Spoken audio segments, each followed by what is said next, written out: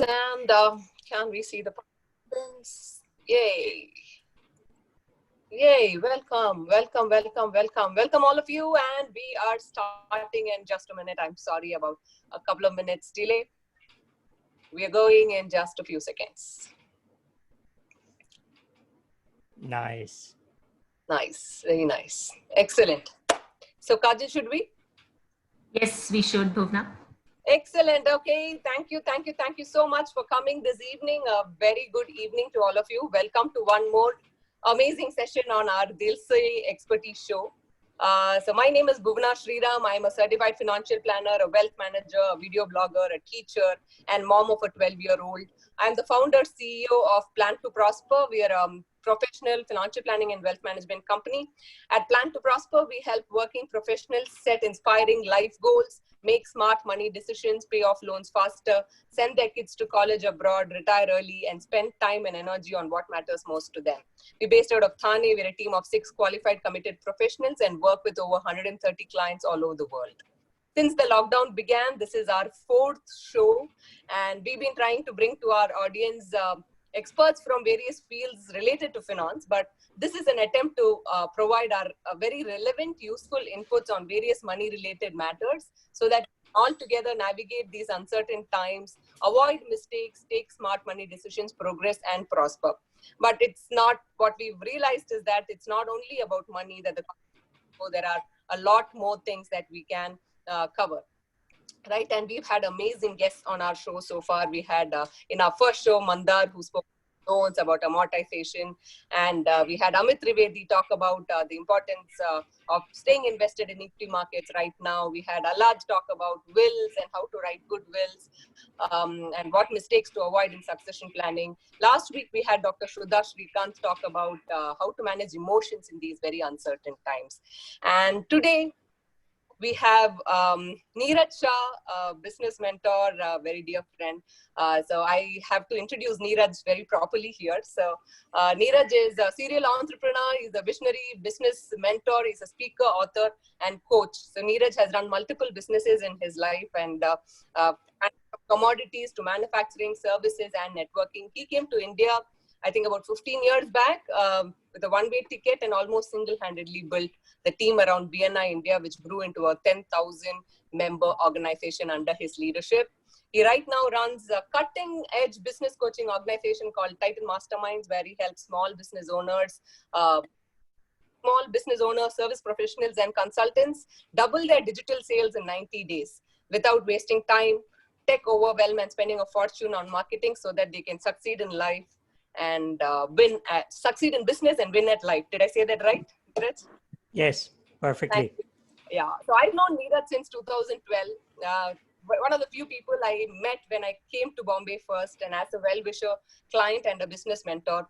And when I first spoke to him of thinking that I was thinking of resigning my job and putting together my own practice, he was one of the first few people I spoke to, and I still remember that conversation at his Santa Cruz office. So I had my self-doubts, all kind of what-if questions in my mind, and he said, "You'll never know till you try." So I decided to try, and fortunately for me, at every step, he's been my bouncing board, my guiding light, and someone I would not hesitate to go back if I ever felt stuck. As a mentor, as a business person, most of us know him, but as a generous giver of tough love, he is just the sane voice we need right now. Thank you so much, Neeraj, for agreeing to come on our show today. I know you're a busy person, and we are so eager to hear the brutal truths from you today. You've been such a proponent of brutal truth, so I hope you'd give us that sane voice today. So thank you so much, Bhuvna. Really appreciate being here with you on Dil Se, and it's been an amazing journey, and particularly in the last 2 months with COVID, everything's changed dramatically. Yeah. I mean, we've kind of forgotten what it was pre-COVID. So it's becoming very passé to talk about post-COVID days, post-COVID. I mean, it's become the new normal, right? Yeah. So more important, oh God. Hello? Yeah. We can hear you, Bhuvna. We can hear you. Go ahead. Okay. So the couple of things that have been disturbing me of late, which I thought might make for a lot of sense to talk is when I go to LinkedIn, right? I'm seeing a lot of resumes out there. A lot of people talking about losing jobs. And we've heard of salary cuts across the board in many organizations. So, like we said, many things have changed post-COVID. Looks like what kind of skill sets will be required, in the new era might be very different from what people have acquired and accumulated and refined over the many years, right? So, according to you, what do you think? How can working professionals stay relevant in these days when whatever they've accumulated over the years could become redundant and they may be staring at a job loss if they can't reinvent themselves? So, what do you think is the need of the hour? Couple of key things. Look, in the next 5 years, we're going to see more change than has happened in the last 100 years. That's the pace of change. And I think COVID has just accelerated that pace of change.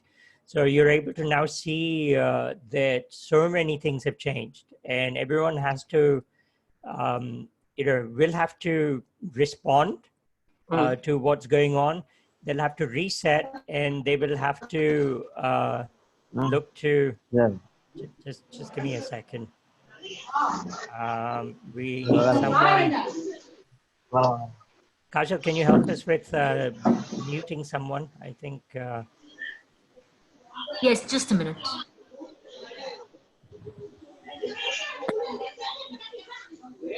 Yeah, there you go. Yes. And pin Neeraj's video, please. Thank you. Yeah, so much teamwork. Yeah. So awesome. So look, with the rate of change that's happening, the education system just hasn't prepared us for this level of change. And I think the education system, firstly, has prepared us simply to get a job. And, it's not relevant anymore. So I think a couple of key things. First, there are some real experts who've been saying this for a long time. They've seen the changes that were going to come, and we call them futurists. And, I would like to mention 3 really amazing futurists out there that I personally follow. So the first is a gentleman by the name of Peter Diamandis. That's Diamandis, Peter Diamandis. And he's written 3 books. And the first book is a book called Abundance. And the second book in the series is called Bald. And the third book is called Exponential Organizations. And really what happens is that, he's been one of the leading futurists in the world. And he's been saying that, look, there is massive disruption happening. As the computing power has been increasing, so many things are being disrupted, and there's this digital disruption that is happening. And we have to really prepare for this. And there's a particular concept that he talks about called singularity, when all of these things are going to converge together because of the pace of change brought about by the technology upgrades that are happening. So if you begin to read his books, you begin to follow him online, you'll begin to understand what are some of the key trends that are happening. And what can happen is that you can rise with the trends.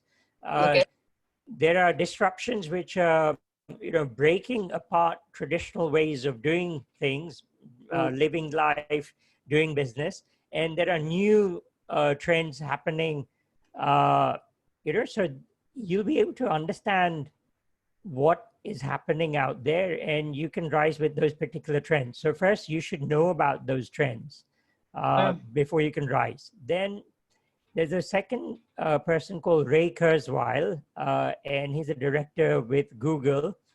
And if you ask me, Kurzweil, Kurzweil is Kurzweil,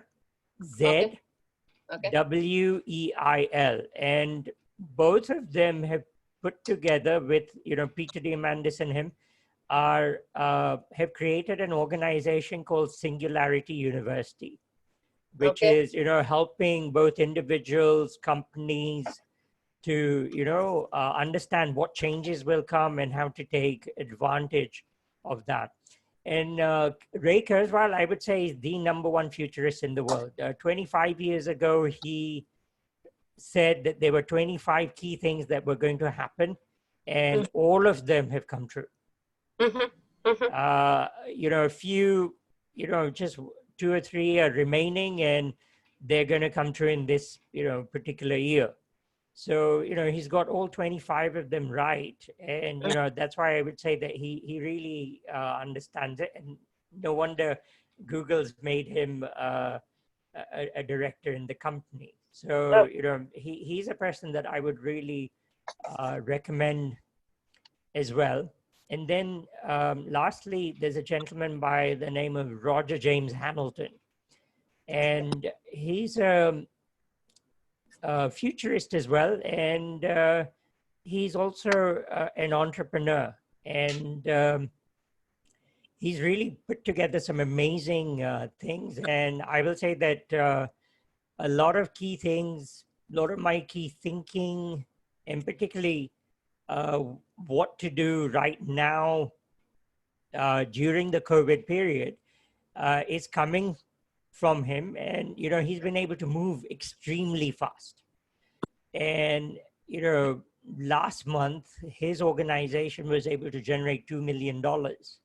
And, they were a company that, was getting majority of revenue from resorts. So they have resorts in Bali, South Africa, and the Czech Republic, and by conducting events, physical events. So, those, if you think about it, those are the 2 industries that have been massively impacted by COVID. And yet, how is it that they were able to generate $2 million of revenue despite having all these other things not working and closed? They were able to really pivot digitally. And I've been following him. I've known him personally, since I think 2005. So it's 15 years that I've known him. And he's been saying all these particular things, and I've been following it, and I've applied what he's, taught.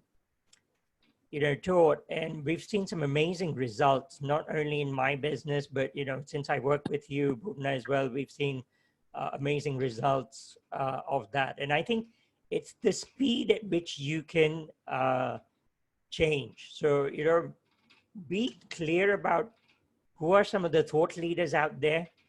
What are some of the trends that they're talking about?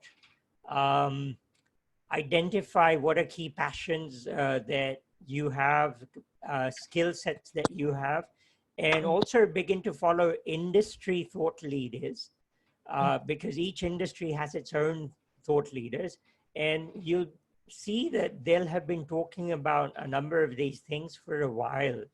So, one of the key things that you're going to have to do is invest in yourself. We're going to have this attitude of continuous learning. I think the best investment that we can make is to invest in ourselves. And if you are having this rate of rapid change, then it has to be super important that you are constantly updating yourself. So you can't say to yourself that, oh, I'm going to learn once a year or once a quarter or once a month. You are actually going to have to devote time on a daily basis to learn. Because that's how quick the change is happening. And if you look at it, there are 4 key trends that are happening right now, in the digital disruption. So, 3D printing. 3D printing. Yeah, 3D printing is just completely changing everything. So right from, how even houses can be now 3D printed, cars are being 3D printed. Face masks will be 3D printed. There's a company in Ahmedabad that is able to print, actually your face on a, face mask Yes. using 3D printing. Yeah. So, that's one thing. Gaming is a huge thing. So, people are spending a lot more time gaming. They're going into virtual worlds.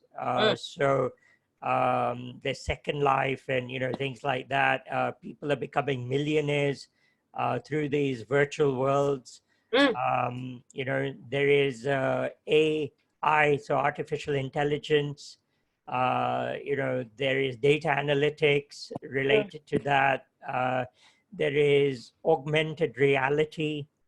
So people are now able to try clothes, imagine sofas and, furniture in their home. Imagine that they're sitting on them, all without actually having to, visit a showroom or anything like that. So, these are some of the things that are out there disrupting. And I think you've got to look at what's happening in terms of your industry. How do these things apply to you? I think you'll be able to really get some amazing insights and, begin to upskill yourself in that. One of the simple ways in which I upskill myself is to identify podcasts that these thought leaders have, because every thought leader out there has a podcast. If they really are a thought leader, they will be having a podcast. And while I'm exercising every day, I do a 35-minute fasted walk in the morning. I will listen Inside your house, I hope. Inside the house, of course, inside the house. I'm lucky, thanks to you and your financial planning, I have a big house. So I'm able to walk inside, and I do a 35-minute walk within my, just premises. And, it's, I'll have particular podcasts or, online courses that I will be doing on a daily basis. And if there's a day that I haven't learned, it's a day that I feel I wasted. It's very interesting the way you're saying it. It's not even hit many people. The whole COVID thing and the lockdown and, a possible change in how business and work will change is still not hit a lot of people. And we're talking of companies that have reinvented themselves, and from a resort business to a $2 million online business sale. I mean, that's been one hell of a change in such short spans, right? When you're talking about the speed of change, and you've mentioned that upskilling yourself is going to be the key. I mean, guys, if you don't have a pen and paper with you, I think you should quickly grab one. There's just so much wisdom coming your way and you don't want to miss anything. While we are at it, I mean, upskilling yourself and looking up to thought leaders in various industries is absolutely relevant. Is there a common skill that will cut across all industries that we think most people should acquire? I mean, of course, we will look for our industry's thought leaders, but do you have a view on that we can? I think the number one skill Yes. is going to be the ability to learn and unlearn and to apply the new things. So, within, Roger's company within a month pivoted digitally. Yes. I pivoted my company within a month digitally. I was doing, in-person masterminds only in Mumbai. Yes. And suddenly now, with this digital pivot, I have, in the last 2 weeks, signed up clients from South Africa, Thailand, UK, New Zealand, and Australia. Yes. So it's at the, how quickly can you unlearn, because what has got you here is not going to help you move forward. And learn what is relevant right now, and what is the speed at which you are going to implement. And Mm. I think one of the things is that you need to let go of perfectionitis. You know, if you are going to wait for something to be perfect and until you've Yes. mastered that skill fully, Yes. you are going to have to literally on one side be learning and on another side applying it Yes. and executing it, you know. So it's like the same day that you learned it, you need to apply it. So And yeah, go ahead. no, you said learn to unlearn, learn and unlearn should be an essential skill, and the speed at which you can implement. Right? I mean, I know what you're talking about, perfectitis, which I mean, I was one of those victims of it, which you helped me get over. This is very interesting because a lot of people I see that who've been working, they take very high standards. They set very high standards for themselves. Find it very difficult to do this. You know, if I've not got it right, I don't go out in the market talking about it, and then you've missed the bus. And by the time you catch up, it's already over. So I completely hear you on this. So what is one way that we can quickly learn to do it? Is there a quick tip that you can just on smaller terms just get used to something like this? I think on a personal basis, on a day-to-day basis, I just follow a simple 3-point mantra, okay, which is number one, be present. Be present. Okay? Yeah, because, you know, reality is not happening in the future or happening in the past. It's happening right now. So number one, you've got to be here and now and be present, because the speed of change is happening so fast. We are thinking it's happening in slow motion. It's happening so fast. You know, like sometimes when people are in an accident, car accident, and, you know, they'll say, oh, you know, like it was as if I was, you know, it was happening in slow motion. So it's literally, it's like that right now. And, you know, about 6 weeks ago, I'd written an article saying that, look, some of the biggest names in retail are going to go under. And I think yesterday my wife was saying that JCPenney, a company that she likes to shop at, has gone out of business. And I'm like, yeah, but I've been telling you guys about this. You know, you guys are just not listening, you know. You're somehow thinking this is going to, this is a little nightmare. I'm going to wake up and everything's going to be fine. No, it isn't. You can't be someone who kind of is going to be an ostrich and, you know, stick their head in the sand and saying, oh, nothing's happening, nothing's happening. I think you've got to be a brutal realist in the short term. And then, you know, in the long term, you've got to be an optimist. And that's how you're going to be able to survive. And I think the thing is, if you just be present every day, you know, start with a simple, you know, plug in to your presence. And the way I do that is simply through a 20-minute meditation. You know, I follow Sadhguru, and, you know, he has a very simple way in which you're able to kind of balance, you know, your chakras and, you know, your right brain, left brain, etc. And then, you know, I do a meditation.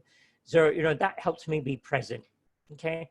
Then, you know, I just look to do some, you know, 3 things that I focus on, you know, getting done, you know, and, you know, that helps me be productive, you know, because there's 100 things I want to do, but, you know, I always identify, you know, what are the 3 most important things I want to do that are going to help me move forward in this new normal.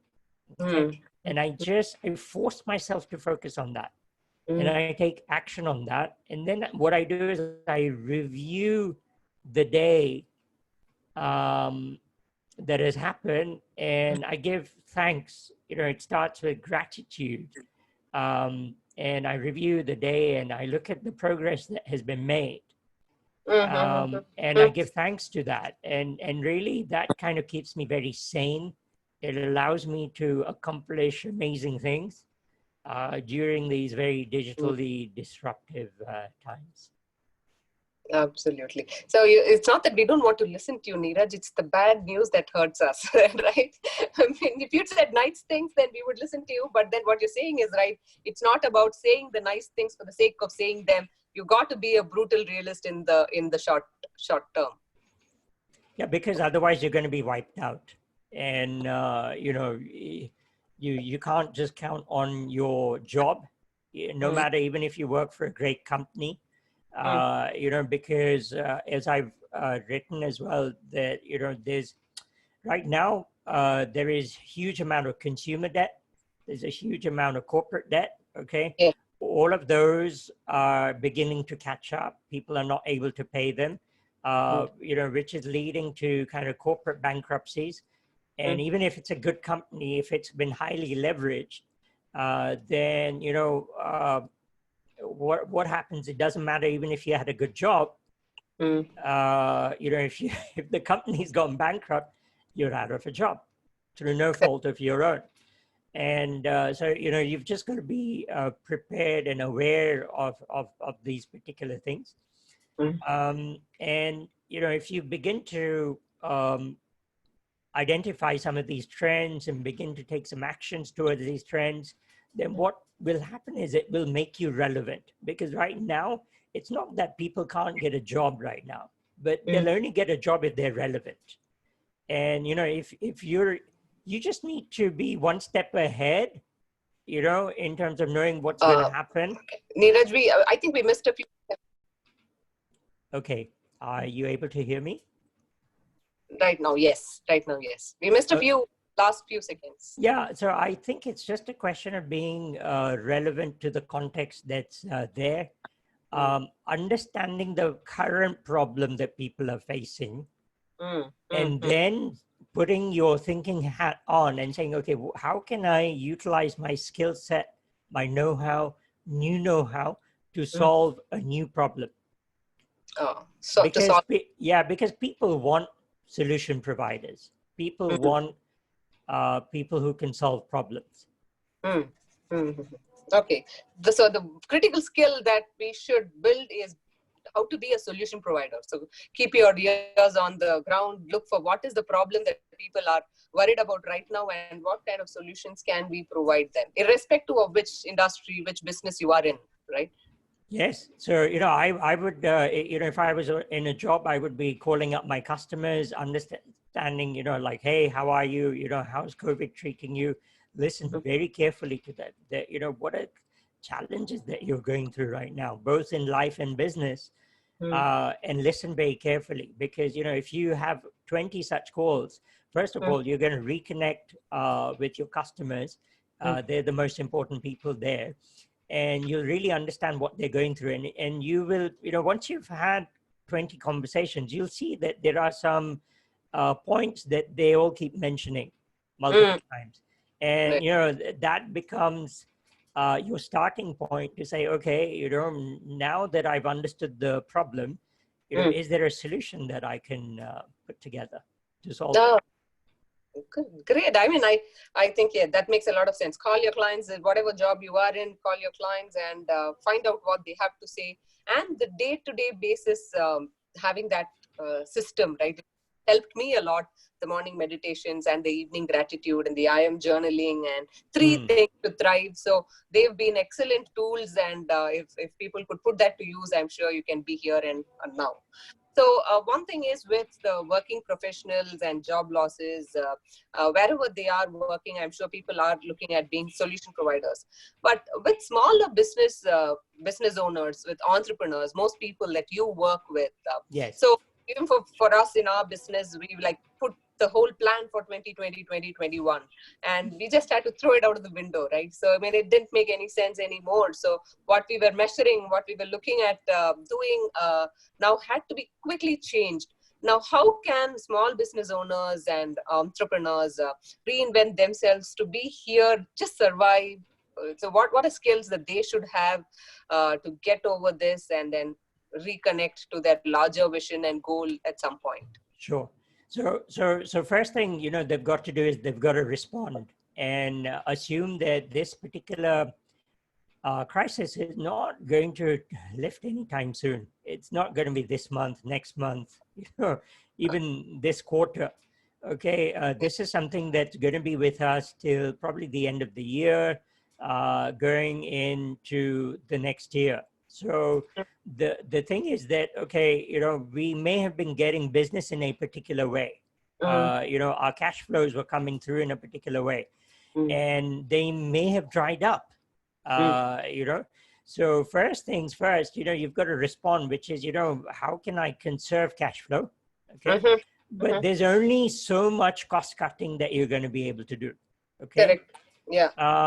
And because of that, how am I going to be able to tide over? And I think you're going to have to look at two things there, which is one, can I get a loan right now? Okay. And extend my financial runway, at least give me a 12-month financial runway. Okay. So that, as we begin to try out new things, we're not doing things with desperation. We're able to maintain our team. We're able to maintain some of those fixed costs. I'm able to take care of my family, etc. So, secure yourself in that way for, 12 months. And then, get on the phone to customers. This is where the reset comes in, which is, after you respond, you need to reset. And how do you reset? You don't fall in love with your product. All of us as entrepreneurs have fallen in love with our product. You fall in love with your client. And what you do is you get on the phone to all of these clients, your current clients, and find out, hey, how are you? What's the current challenge you're facing? So you really just got to do that and hit the phones. And, you will begin to see a trend of, as people begin to articulate what is the problem that they're facing, and listen carefully. And, one of the key skills is, whatever they say, replay it back to them, saying, hey, I heard these particular things. I'm just going to replay it back to you and make sure that I've understood it right. And if you've missed anything, ask them, give me feedback, and, ask them to say, have I got this right? And, and then, you want to have a small lead and say, hey, so what you're saying to me is that you have this problem, or X, Y, and Z problem. And if we are able to help you get a solution for one of these, then that would be something that would be really useful for you, right? And get feedback from them, and say that, okay, from these three problems, maybe we've identified what's the most compelling problem. And the most important thing here is that you've got to focus on painkiller problems. Okay. So we are right now, if you think about it, during the lockdown, what are the things that are working? It's only things that are essential. Yep. Okay. We go out for essentials, for medicine, for food, for milk. Those are the things that are essential. Okay. So what you've got to identify is what's the painkiller that people want. Okay. In marketing, we always talk about the difference between a painkiller and a multivitamin. Too many people, pre-COVID were selling multivitamins, and they were doing great selling multivitamins. Okay. A multivitamin is a nice to have. It's not a need to have.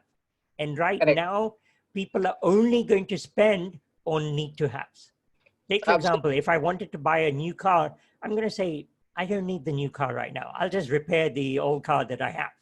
If that breaks up, then, I'm going to end up maybe using an Uber or auto or something like that. I'll somehow get by.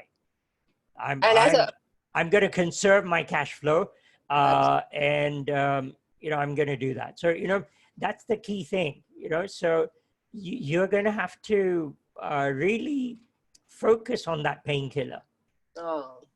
It's amazing, right? So when you say the car manufacturing company should probably be working on giving you service on your doorsteps now, because that is the real pain, rather than try to sell you a new car, which is not going to happen now. So for entrepreneurs, I think this has been one brilliant piece of advice that you're saying: conserve your cash flow, see that you survive so that you don't have to do anything in desperation, see that you have a financial runway for at least 12 months. Just get on that call with your clients and ask them what's troubling them, and propose a solution. Propose not a solution, like if I heard you right, saying propose a possible resolution to the problem that they have, and see that cut size, and then identify a problem that can solve real pains at this point in time, right? Yeah, and what you want to do is you want to end up putting together a minimum viable product, okay? Which is you want to don't create it, you know, just put it on paper. So, you know, like say, okay, this is what the solution looks like. And again, go back to those particular people and talk to them and say, hey, I have this particular solution. You know, what do you think? You know, is this something that you'd be interested in? You know, and look to deliver that particular result and transformation in a short time, you know, because people are looking, they don't want a long-term program. You know, they don't want a long-term solution. You know, what they want right now is short-term certainty. So say, look, in the next 4 weeks, if I can help solve this particular problem, would that be a good thing? And, you know, if you know them well, you know, like say, hey, you know, I'm looking to kind of launch a small beta program, you know, my best customers, and, you know, would you like to be on it, and pre-sell it? And have a particular number, and just say, look, you know, unless we get 15 people or 20 people, you know, I'm not going to create this, you know, and, you know, if you get those yeses, then, you know, say, okay, you know, you know, this program starts in 2 weeks time. Okay. I need the deposit, or I need the prepayment, and, you know, let your customers fund you. Let your customers fund you. Yeah. Let your customers fund you. I'm right now creating a new program. Customers are funding me. Now I hear you. I took this advice from you a couple of weeks back, and from what we were selling long-term financial freedom to a 2-week financial reset. Like how can you create additional income sources in just 2 weeks, right? So what goes now is short-term certainty. The long-term will have to wait for better times, right? So, I mean, I think that's been one brilliant piece of advice. While we are at it, Neeraj, another very important question. I mean, you've seen people like me who transitioned from being salaried to, I mean, a salaried working professional to an entrepreneur. And we've had our challenges along the way. We've had our advantages along the way as well. Now, when people are looking at losing their job, they're staring at a possible job loss, and there aren't too many jobs available in the market also for the skill sets they already have. What would you advise someone out there? I mean, it's a lot of uncertainty. And from a salaried mindset to moving on and becoming an entrepreneur is not something somebody would do on a normal day, right? And in these uncertain times, it's all the more difficult. But if you push to it, if this is what it is, then what are the options that are available? What could people do? How can they embrace this with a lot more positivity? And what is it that they should do? So look, some of the best businesses in the world have been started because people had no choice. They were laid off and then said, okay, I need to go and solve a problem that I'm passionate about. I know I have a skill set to solve, and let me go and try and find a solution for that. And, you know, if you look at it, companies like Amazon, PayPal, you know, Pixar, you know, Apple, you know, have all thrived, you know, during these recessions. So, you know, one thing I want people to become really aware of is there's going to be a rise of the gig economy. And the gig economy basically says that people are going to be available on demand. I don't need to give you a job. And, you know, right now, a lot of offices becoming very clear that we don't actually need the office space. You know, why are we having these huge overheads, having these big offices, maybe we need 20% of the office space, and maybe we, having shared cubicles or shared offices, certain people coming on Mondays, certain not coming on Tuesdays, like it might be in that particular way. And, people are able to then cost cut and, people work from home, only certain times they come in, to work, so you're going to have those particular things. But the gig economy, if you think about it, the Uber driver, it's the gig economy. It's like on demand. This is where digital disruption has happened. There've been apps created, there've been marketplaces created. So what happens is that you are, if you have a particular skill set, okay, someone will require that skill set.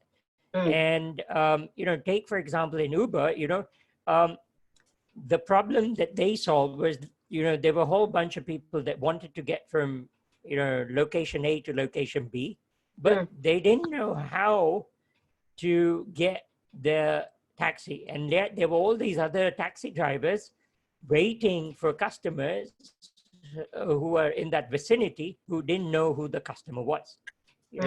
And, Uber just said that, look, we will find you that driver, and driver, we will find you that customer, and we will take a fee. And that's how that thing was born. So what I would say to people is that, look, you already have skills that people need. It's just you don't know where those people that need the skills are. And you can begin to use platforms such as guru.com, clarity.fm, eLancer, that will help you get those things, okay? Another thing that I will suggest to you is that, you take a test that has been created by Roger Hamilton, which is called the Wealth Dynamics Profile. And it's literally, it will give you your entrepreneur DNA. So, before you decide to go into business and become an entrepreneur, you've got to identify what type of entrepreneur are you. So take, for example, I made my money by creating systems. Systems come naturally to me. So I'm someone who can create systems, manage the, I'm very good with numbers, things like that. So, if I have dashboards and things like that, and I can create cash flow. I know how to manage cash flow. And, since you manage my finances, I'm very particular about cash flow. Absolutely. So I'm always looking at, what are opportunities to create cash flow. So, I'm someone who can manage that and create systems that will generate cash flows for me and monetize them. But not everyone is like that. So some people may be good at people, leading teams. Some people may be good at creating products. Other people may be deal makers and connectors. So what you want to do, you want to find out what is your primary DNA, because wealth is going to be created when you are in flow. Okay. And this will identify what your flow zone is. Okay. And when you've done the Wealth Dynamics Profile, and I think it costs, I don't know, something like $97 or something like that. You can then, you get access to all these micro degrees. And what Roger Hamilton is doing is he's created an entire curriculum for entrepreneurship, which is where it doesn't matter whether you are a freelancer, whether you are a startup, or whether you're an enterprise level company. They have the know-how, and they've been building this over the last, since 2008. So it's not something that they've just put together. They've been working on this for all this time. And, they will give you the pathways, like literally, there's a free course that's available on his platform, geniusu.com. And I'm even a mentor on there, and it's called the Millionaire Master Plan. And you will be able to get a pathway, and depending on whether you're a freelancer or startup or an enterprise, each one will have a different plan. And you'll be able to kind of develop your own custom plan together with the curriculum, because you're going to have to learn new things. And why not learn from people who are actually practitioners and implementers, not someone who's going to talk about it in theory. So, you know, they have multiple companies, you know, so they're working at the enterprise level, but, you know, they have customers that are freelancers and startups. And one of the key things that you're going to have to learn if you decide to go down this is, you know, digital skills. You're going to have to develop a digital product. You're going to have to understand how to market it digitally, and you're going to have to be able to sell it digitally. So, you know, those are three key skills that you're going to have to really get good at. And, you know, I spend most of my time right now supporting entrepreneurs globally learn this new skill, because majority of people will have been getting their business either through word of mouth, referrals, networking groups, referral groups, exhibitions, events, you know, things like that. And they've not had to have a digital pathway. And what COVID has really taught us, what lockdown has taught us, is that, hey, if we don't have a, you know, a digital product, a digital marketing pathway, a digital selling pathway, then we're going to be stuck. We're not going to have any cash flow.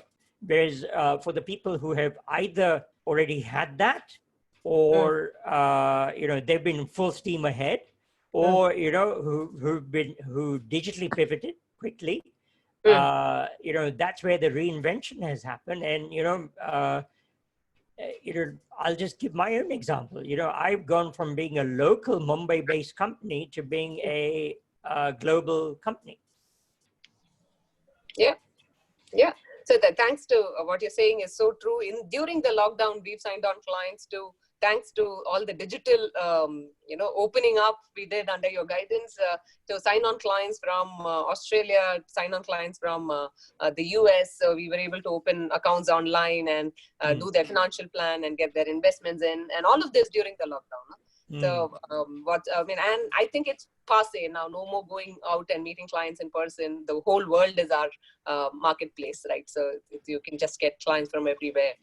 So I mean, it's amazing what you're saying is I remember something that you said in one of the sessions, saying you can do anything, but you can't do everything, right? Right. So, but then you got to do what comes to you naturally, and the wealth dynamics test is a real, you know, it's mind blowing. So it just gives you exactly what, if you spend your time on, can you get the most results, and that probably be the first step for somebody who's looking at transitioning into entrepreneurship and you know, trying to build something on their own. And digital skills, of course, Neeraj is the master of digital skill.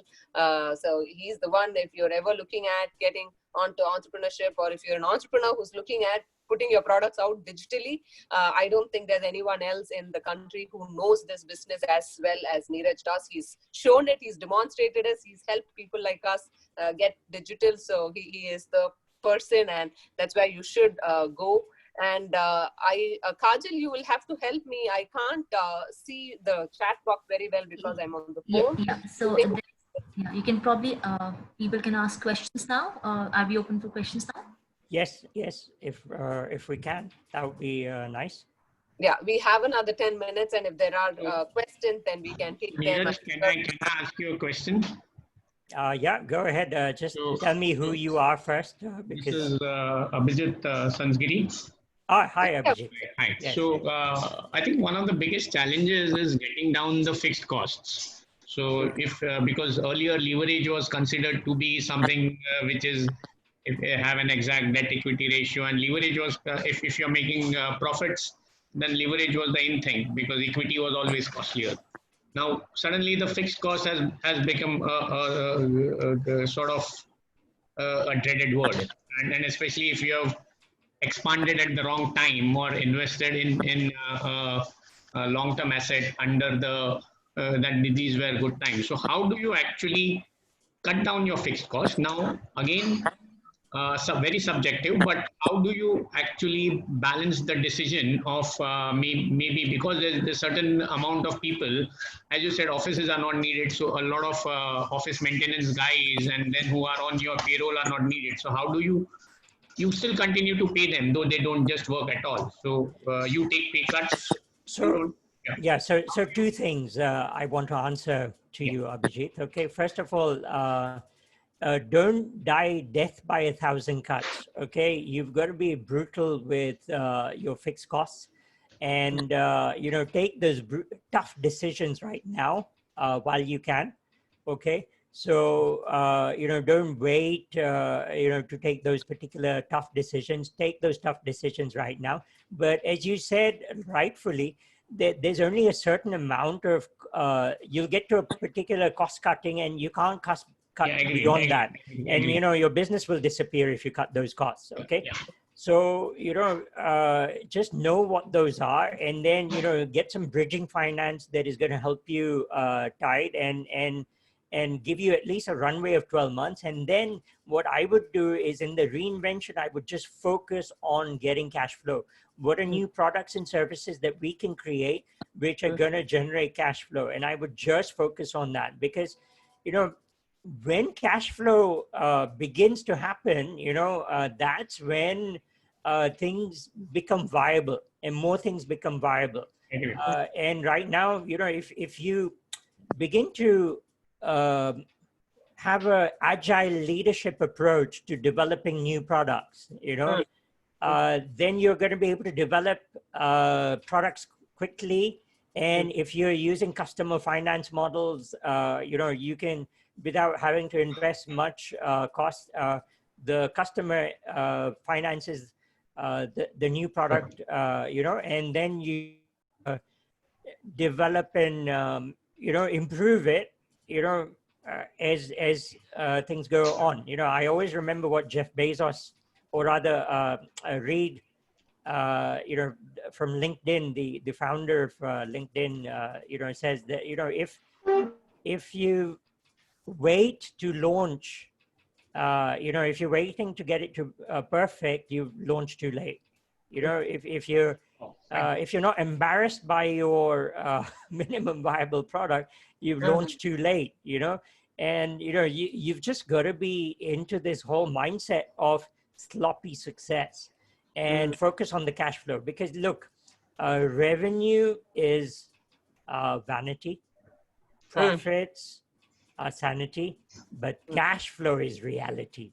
And in this day and age, it's simply down to cash flow. So if you're not able to generate cash flow right now, and you're, focus on that. I would focus 80% of my time on creating cash flow, because there's only so much cost cutting you're going to be able to do. I think that Abhijit's question on cutting cash flows, and then you're saying focus should turn on to generating cash flows, forget cutting the cost. There's only so much that you can do. I think it makes a lot of sense. Good. So any more questions? Yeah. So S. Raghu says, excellent talk. Thanks to Neeraj and Bhuvna. And any more questions anyone has? You can unmute yourself, and we can listen to your questions if you have any. Excellent. So as the questions come, we can take it. Neeraj, this has been a simply amazing session. While we are at it, can you help us understand a little more about the work that Titan does and how you help entrepreneurs get on the digital pathway? Yeah, if you have a look at neerajshah.me, neerajshah.me, I blog a lot. I create a lot of videos. There's a lot of free content of mine, which is very valuable, which is available at neerajshah.me. And then, we have been creating cutting edge business trainings, and I was delivering them offline. And, we were doing that through Titan Masterminds. So if you have a look at also titanmasterminds.com, you'll be able to get some ideas of that. But really, we've pivoted digitally so that we're now able to deliver these online. And I'm looking at really helping people make the digital transition. So even I'm in that reinvention mode right now. And, there are, two key courses that I'm working on. One is, how do we help people make that digital transition, develop the right product, use something like, set up a digital funnel, marketing funnel, and digital sales. And then use LinkedIn, because I think there are two key platforms that can work right now. If you're really looking at the B2C, the business to consumer side, then Facebook works really well. And if you're looking at the B2B market, LinkedIn works really well. And you've got to use each of them in a different manner.